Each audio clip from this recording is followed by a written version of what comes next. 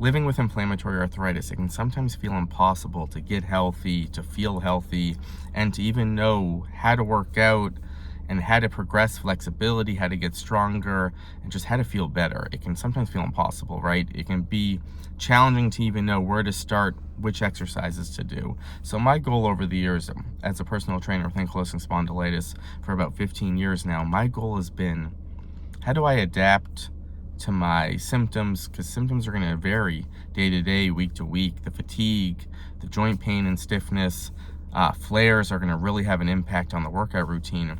How am I going to adapt so I can just keep it going and not fall behind when I'm dealing with a flare, but keep the consistency going? So this is what I want to get into today. Just what has really helped me deal with my symptoms, but get stronger and continue to feel flexible and get healthier with AS. So the first thing is going to be, I really had to change my mindset around workouts. I think back in the day, I used to just think about workouts to me were vigorous, a good sweat, really working hard, really stressing the muscles, and really kind of feeling sore afterwards. I always wanted to feel sore. But the first thing that I really noticed with AS is we do not do well with a lot of soreness. Soreness can sometimes lead to more joint pain, because that soreness can lead to a little more stiffness and tightness, and then that leads to a little more joint pain, and then we don't feel good afterwards. So the one thing I've really seen over the years is maybe someone does a workout, they feel great during it,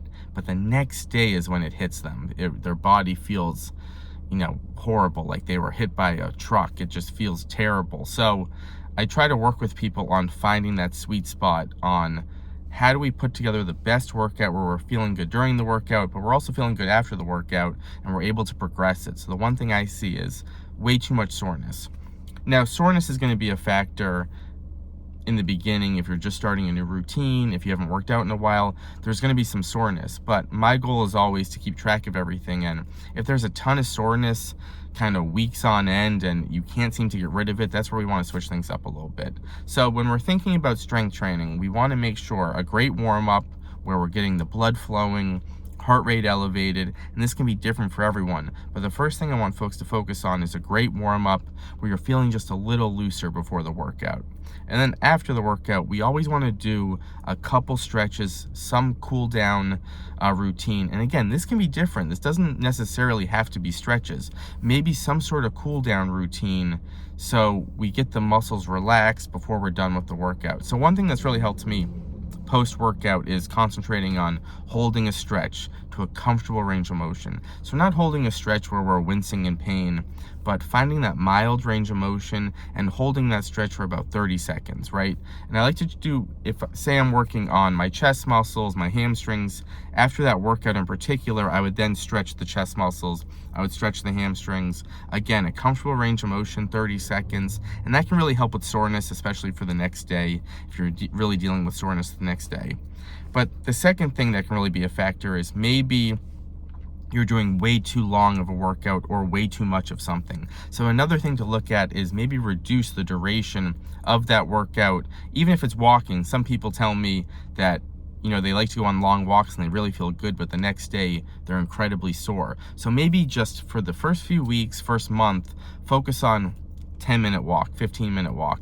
Give it a few weeks, make sure you adapt well, and then you can increase the time. So AS, really, we do need to slowly progress things. That doesn't mean we can't do these things. We can do them. We just have to focus on progressing them the right way and putting it together the right way. Again, the warm-up, the cool down, exercise selection, how many repetitions we're doing. So second to soreness is going to be, it can be hard to know how much we should lift. Should we lift heavy weights? Should we lift light weights? And what's really helped me the most is realizing we can get strong doing anything. We can, as long as we're progressing things, we're progressing resistance bands, light weights, heavy weights, body weight exercises, every way we can get strong. So a big lesson for me early on was I sometimes like to lift heavy weights, but if I'm really not feeling energized, I'll do more lighter weights, resistance bands, and I'll do different things. So my workouts began to change as I realized I started to feel a lot better